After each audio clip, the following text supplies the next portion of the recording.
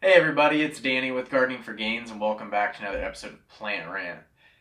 Today I want to take some time to talk about orchids, some growing tips, and how to care for them as well. As you can see, orchids come in all different shapes and sizes. So I've got one here that's just a little plug, and bring that up a little bit closer so that you can see how these things typically grow.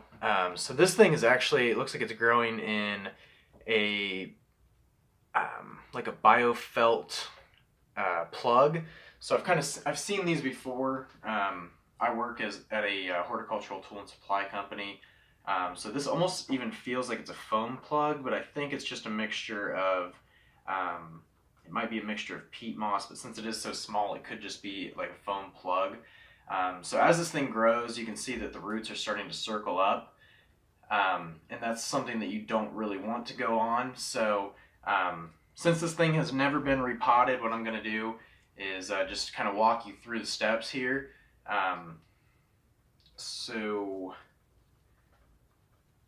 what I'm going to do here is actually just try to find a spot where I can really unravel the roots. I don't want to cause a whole lot of damage, which usually, orchids are pretty resilient, but as you can see, so this root has grown up back up here searching for the air, because orchids are called epiphytes, and what an epiphyte is an air plant. So it pulls its nutrients from the air. It grows on other things rather than like in soil. So what we're going to do is just kind of unravel this. You see some of these dead roots here as well. So what we're going to do first, you just want to unravel everything. So we're going to get to that point, and then we'll meet back up to go from there. So I'm going to dig in here and see what we can do. And as you're doing this, some of the older roots that have dried up and become brown, you can start to take that. So as you can see here, this one's kind of started to die towards the end of it.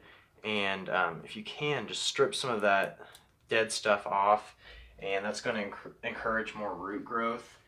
Just be careful not to damage anything that might be, still living, because somewhere along up the root, it is going to be alive. So you just want to take care not to do anything stupid like I just did and rip a root off. So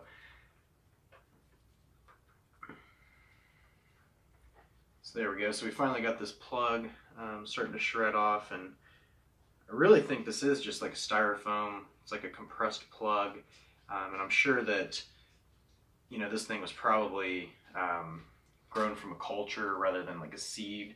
So it's been in a very sterile environment. But there we go. So once I sort of peeled off the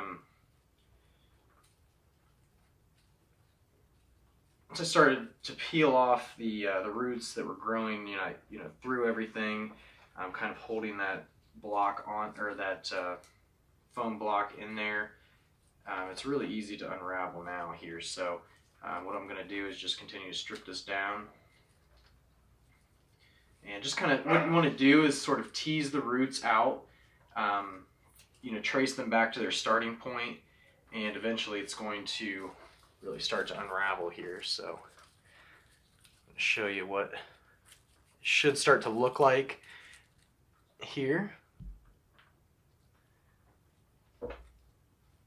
And as you can see, it's definitely not the healthiest, but that is why we're doing this. So what you're going to want to do is not necessarily just repot this into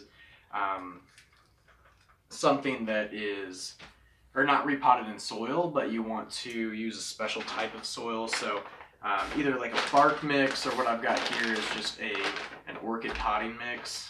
This actually has mycorrhizae in it, which is a fungus. It's a beneficial fungus that forms a symbiotic relationship with the roots and helps pull in nutrients in exchange for water. So that's what really helps an orchid to to grow and to get the fertilizer needs that it has, because orchids can't break down urea, which is in a lot of fertilizers.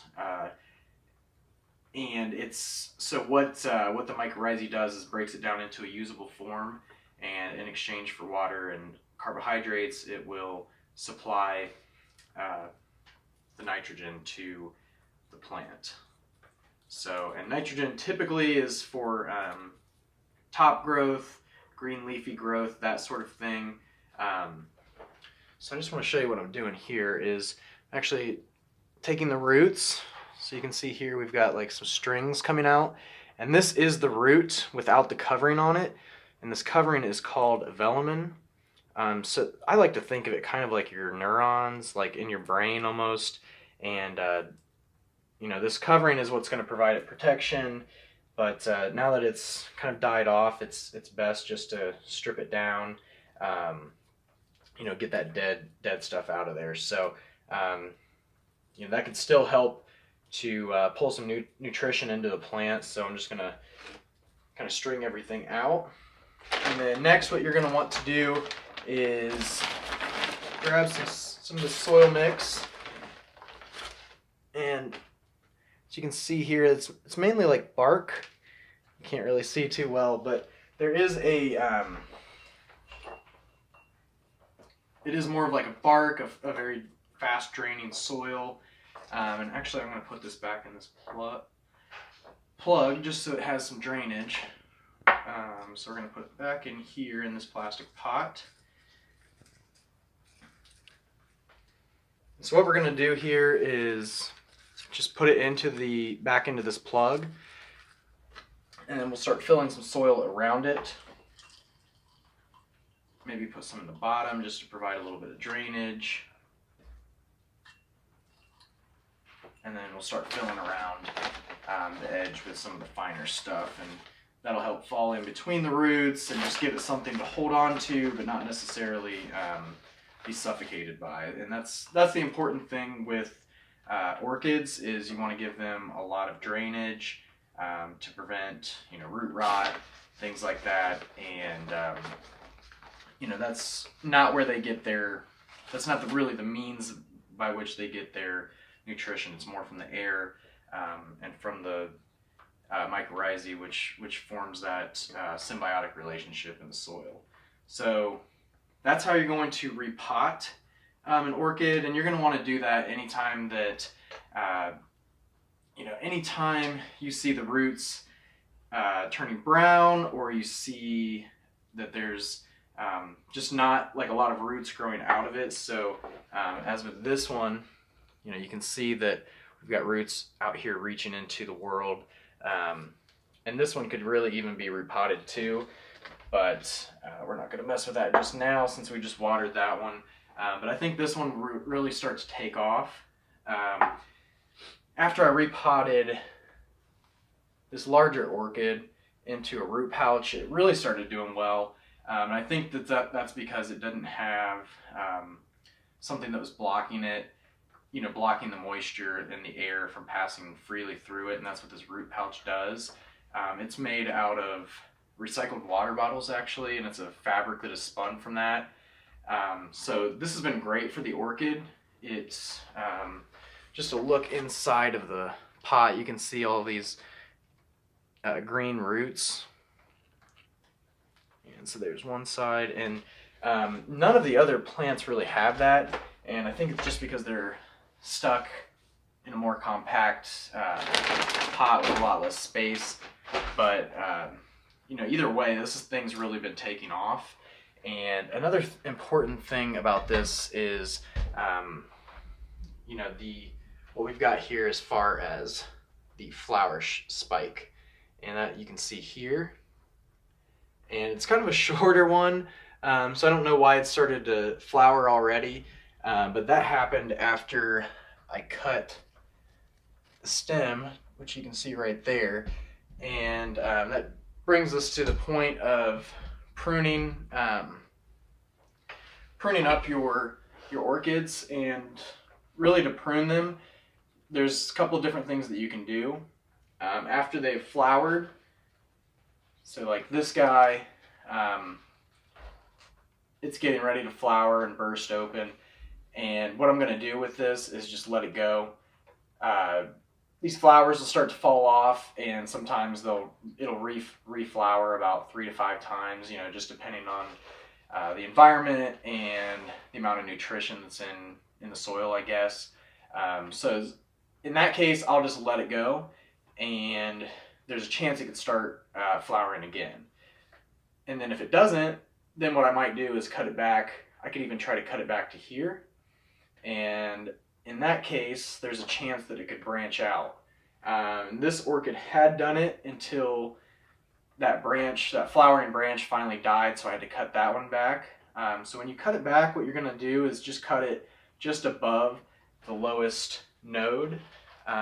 So on the orchids, bring you in close here, you can see going along the stem that there are nodes, like right here. And from that node, either there's going to be new growth or it could sprout a branch from there. So, every node here turned into a flower, and that's not going to always be the case, but it could also turn into a branch. So if you clip it there, it could turn into a branch, and if you clip it down here, you're kind of ending that spike's life cycle. At the same time, you could have multiple spikes sprout up from that. So that's kind of the basics of orchid care. Other than that, they don't need a lot of maintenance. You need to keep them in a spot with a low amount of light, but enough, so that they can still get, about a 30 to 50% light, about half of what a normal plant would get. Just not real direct sunlight. And then spritzing it with a water bottle once a week, or putting some ice cubes in the soil, not touching the roots, will also help it grow really well.